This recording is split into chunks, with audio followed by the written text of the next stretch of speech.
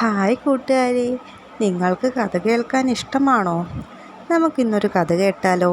ഒരു മുത്തശ്ശൻ്റെയും മുത്തശ്ശിയുടെയും കഥ. എന്നാൽ നമുക്ക് കഥ കേൾക്കാം.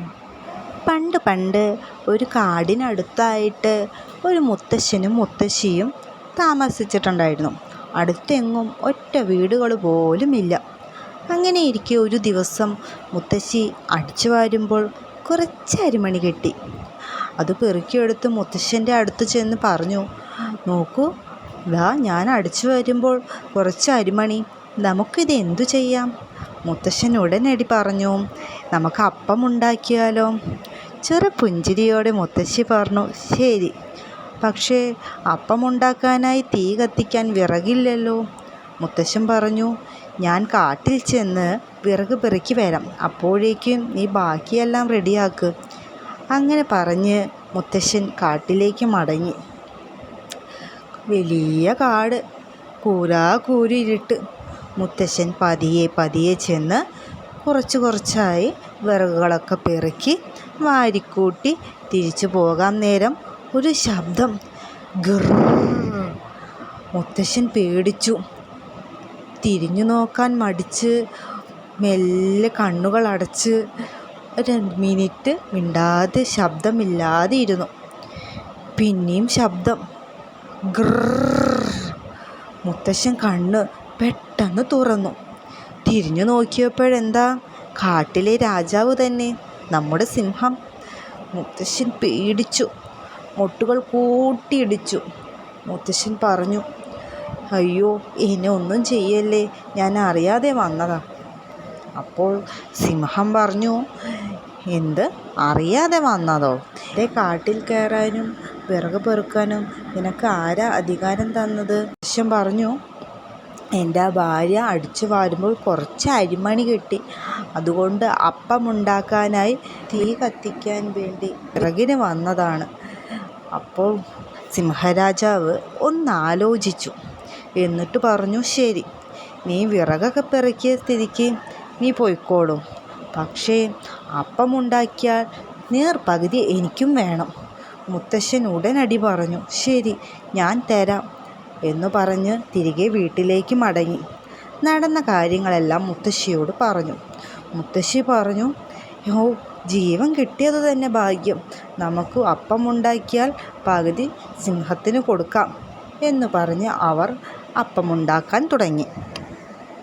അപ്പങ്ങളെല്ലാം ഉണ്ടാക്കി മുത്തശ്ശി ഒരു തട്ടിൽ വെച്ച് മുത്തശ്ശൻ്റെ അടുത്ത് കൊണ്ടുപോയി കൊടുത്തു.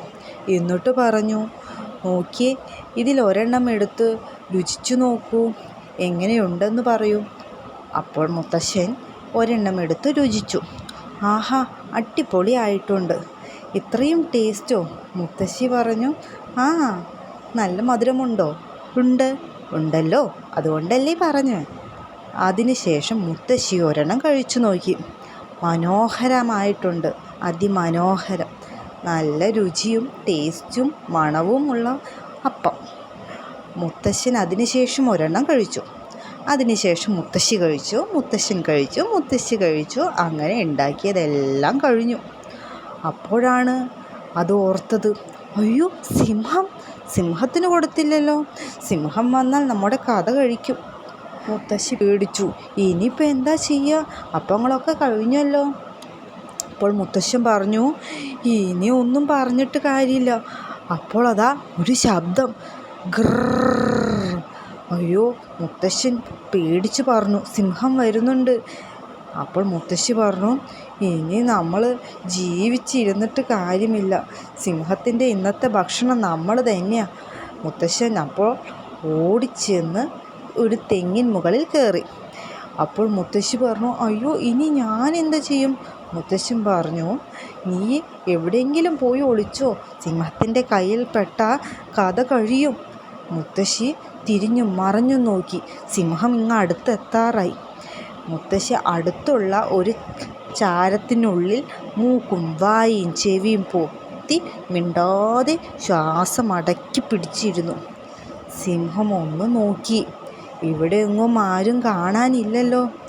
അപ്പോഴതാ മുത്തശ്ശനും മുത്തശ്ശിയും കഴിച്ച പ്ലേറ്റിൽ അപ്പത്തിൻ്റെ പൊടികളെല്ലാം സിംഹത്തിന് കാര്യം പിടികിട്ടി.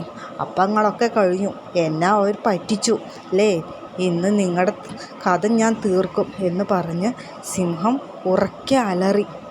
എന്നിട്ട് പറഞ്ഞു, എടാ മുത്തശ്ശി, നിങ്ങളെവിടെയാണ് ഒളിച്ചിരിക്കുന്നത്? നിങ്ങളെവിടെ ഒളിച്ചാലും ഞാൻ കണ്ടുപിടിക്കും. മുത്തശ്ശനും മുത്തശ്ശിയും പേടിച്ച് വിറച്ച് മിണ്ടാതിരുന്നു. അപ്പോഴതാ തെങ്ങിൻ മുകളിലേക്ക് താഴെ നിന്ന് ഉറുമ്പുകൾ വരിവരിക്ക് കയറുന്നു. മുത്തശ്ശൻ പേടിച്ചു. അയ്യോ, ഉറുമ്പോ! ഉറുമ്പുകൾ അടിവെച്ച് അരിച്ച് തെങ്ങിൻ്റെ മണ്ടയിലെത്താറായി. മുത്തശ്ശൻ 2 കൈയും കൂട്ടിപ്പിടിച്ച് പേടിച്ചിരുന്നു. അതിലൊരു ഉറുമ്പ് മുത്തശ്ശൻ്റെ കാലിൽ ഒറ്റക്കടി. അയ്യോ പറഞ്ഞു ടപ്പേ നിലത്തൊരു വീഴ്ച. സിംഹം തിരിഞ്ഞു നോക്കിയപ്പോഴേക്കും മുത്തശ്ശൻ അതാ കിടക്കണം. അപ്പോഴേക്കും മുത്തശ്ശിയുടെ മൂക്കിൽ ചാരം കയറി. മുത്തശ്ശി ഒറ്റ തുമ്മൽ. ഹച്ചി! എഴുന്നേറ്റതും സിംഹം പേടിച്ചു പോയി. അയ്യോ, കരിഭൂതം പറഞ്ഞ് സിംഹം പേടിച്ച് കാട്ടിനകത്തേക്ക് തന്നെ ഓടിപ്പോയി. മുത്തശ്ശൻ നോക്കുമ്പോൾ ചാരത്തിനുള്ളിൽ നിന്ന് മൊത്തം പൊടിയും പുകയുമായി മുത്തശ്ശൻ ഇതാരാ? മുത്തശ്ശി പറഞ്ഞു, ഡോ മനുഷ്യ, ഇത് ഞാൻ തന്നെയാ, നിങ്ങളുടെ ഭാര്യ. കണ്ടോ, എന്നെ കണ്ടു പേടിച്ച് സിംഹം വരെ ഓടിപ്പോയി. അങ്ങനെ അവർ 2 പേരും പൊട്ടി ചിരിച്ച് സന്തോഷത്തോടെ ജീവിച്ചു. കൂട്ടുകാരെ, നിങ്ങൾക്ക് ഈ കഥ ഇഷ്ടമായോ? ഇഷ്ടമായെങ്കിൽ ലൈക്കും ഷെയറും കമൻറ്റും ചെയ്യണേ. ഒപ്പം സബ്സ്ക്രൈബ് ബട്ടനും അമർത്തണം. എന്നാൽ നാളെ വീണ്ടും ഒരു പുതിയ കഥയുമായി നമുക്ക് കാണാം.